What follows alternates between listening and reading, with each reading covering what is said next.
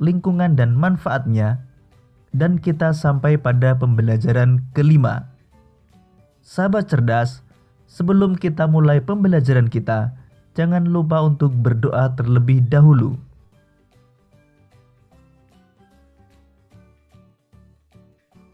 Pada pembelajaran sebelumnya, kita telah belajar tentang macam-macam kelainan pada organ gerak pasif, yaitu tulang. Pada kesempatan kali ini, kita akan belajar tentang macam-macam kelainan, gangguan atau penyakit pada otot manusia. Macam-macam kelainan otot yang akan kita pelajari antara lain hipertrofi, atrofi, stiff atau kaku leher, dan tetanus. Hipertrofi adalah kelainan otot yang membesar dan menjadi lebih kuat karena sel otot diberikan kegiatan atau aktivitas yang terus-menerus secara berlebihan. Hipertrofi otot umumnya terjadi pada atlet binaraga dan kebugaran.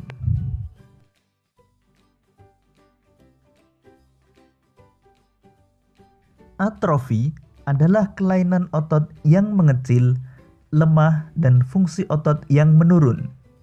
Hal ini disebabkan adanya penyakit polimielitis yang dapat merusakkan sel saraf pada otot. Penyebab lainnya adalah otot yang sudah lama tidak bekerja, atau biasanya pada orang yang lama terbaring sakit.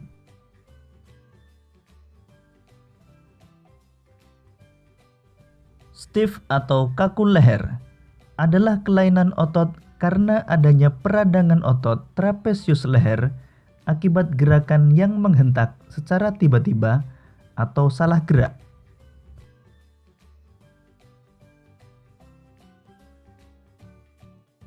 Tetanus.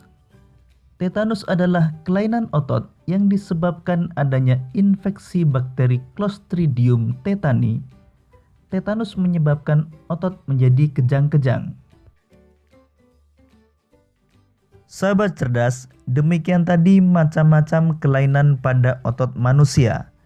Mencegah adalah lebih baik daripada mengobati.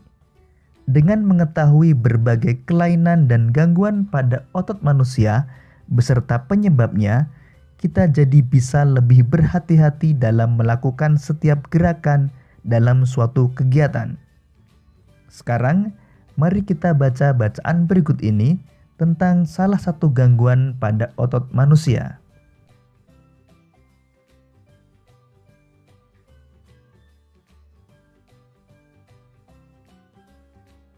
Salah bantal.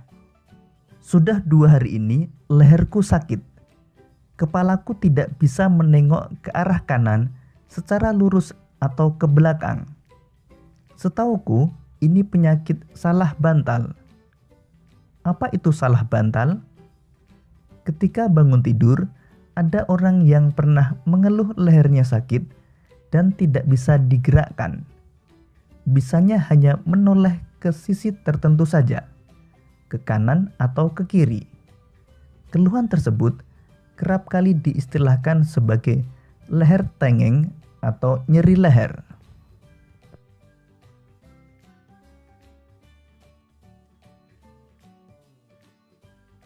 Menurut Dr. Melia Waryanto, spesialis akupuntur, salah bantal adalah suatu penyakit yang sering terjadi pada saat bangun tidur, di mana leher terasa kaku dan tidak bisa digerakkan ke kanan dan ke kiri.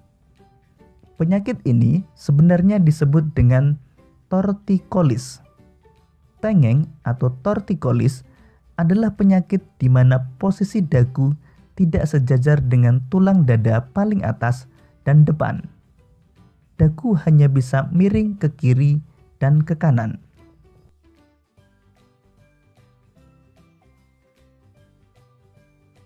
Kejadian ini bisa terjadi dan dialami oleh siapa saja, baik anak-anak, orang dewasa maupun orang tua. Rasa nyeri pada leher ini bisa berdampak pada terganggunya aktivitas sehari-hari. Pada sebagian kasus, hal ini seringkali tidak dipermasalahkan atau dikhawatirkan. Akan tetapi, tidak sedikit pula orang yang menjadikan kondisi ini sebagai suatu keadaan yang sangat mengganggu.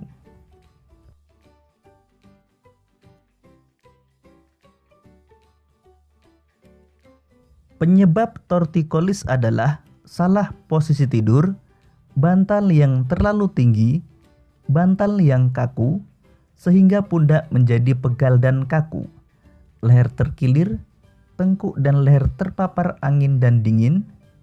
Selain itu, juga disebabkan oleh cedera atau terkilir pada otot leher dan tulang rawan, sendi, dan reumatisme otot leher.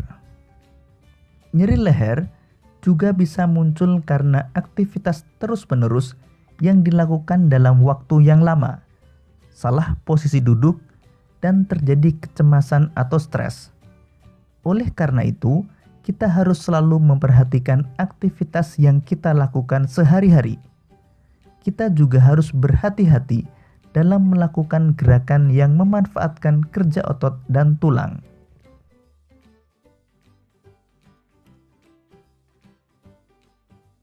Semua orang bisa mengalami nyeri. Hal ini disebabkan karena postur tubuh manusia yang berjalan tegak lurus. Posisi kepala di atas ditunjang oleh otot-otot leher dan tulang belakang.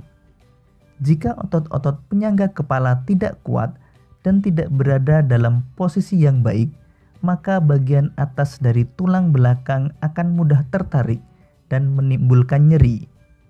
Penyakit ini juga dapat memberikan gejala seperti sakit kepala dan rasa aneh saat menggerakkan kepala.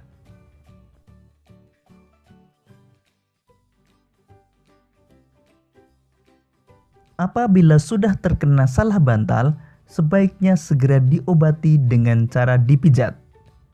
Namun dalam memijat harus dilakukan secara hati-hati, jangan sampai justru menimbulkan masalah lain seperti salah urat. Pengobatan ini harus segera dilakukan agar tidak mengganggu aktivitas sehari-hari.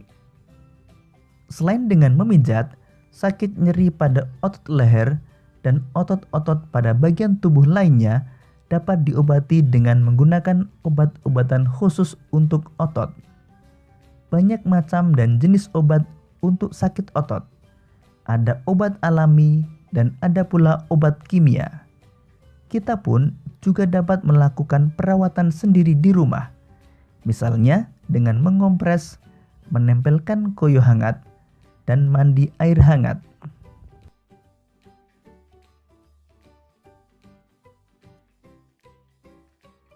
Bagaimana cara agar terhindar dari penyakit salah bantal?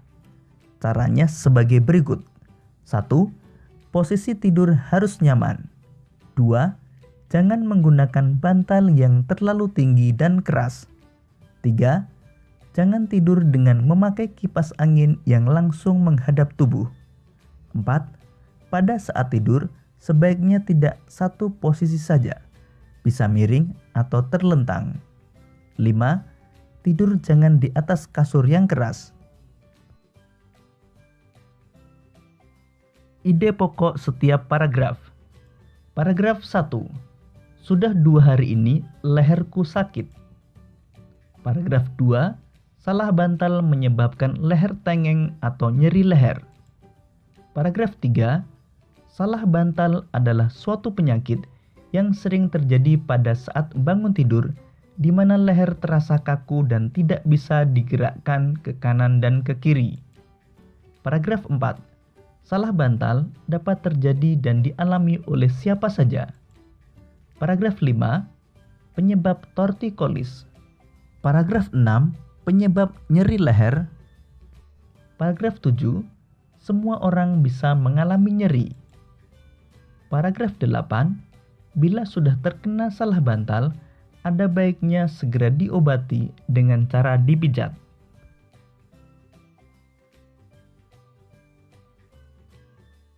Paragraf 9.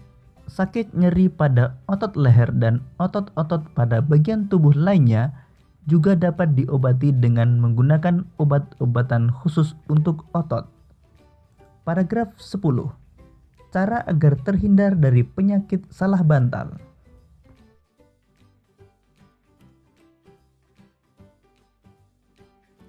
Sahabat cerdas, kamu telah mengetahui beberapa aktivitas dan gerakan yang salah dapat menyebabkan gangguan pada otot manusia. Sekarang coba pilihlah satu aktivitas atau gerakan yang dapat menyebabkan terjadinya gangguan pada otot manusia. Pilihlah aktivitas atau gerakan yang terjadi sehari-hari yang kamu atau orang-orang sekitarmu alami.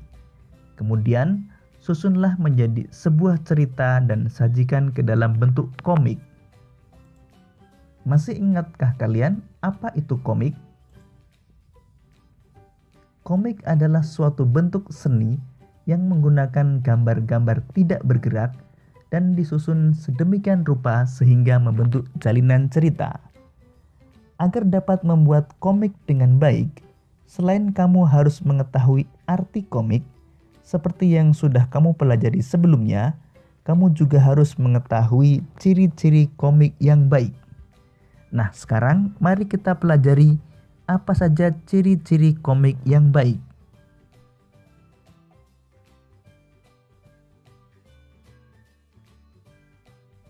Berikut ini adalah ciri-ciri komik yang baik. Pertama, hadir untuk menyampaikan cerita. Pesan dan informasi disampaikan dengan menggunakan teks dan gambar. Kedua, proporsional. Keberadaan gambar dan teks yang berimbang membuat pembaca komik seakan-akan terlibat dan berperan langsung ke dalam cerita. 3. Menggunakan bahasa percakapan. Bahasa yang digunakan adalah bahasa sehari-hari yang mudah untuk dipahami. 4. Biasanya bersifat kepahlawanan. Umumnya, isi cerita komik akan cenderung membuat pembaca mempunyai rasa atau sikap kepahlawanan. 5. Penggambaran watak secara sederhana. Penggambaran watak dalam komik dibuat secara sederhana agar pembaca mudah memahami isi cerita dan menangkap pesan yang akan disampaikan dalam cerita. 6. Menyediakan humor. Kata komik berasal dari komik yang berarti jenaka. Humor dalam komik disajikan secara lugas sehingga akan mudah dipahami pembaca, dan biasanya humor yang disajikan sering terjadi dan ada di masyarakat.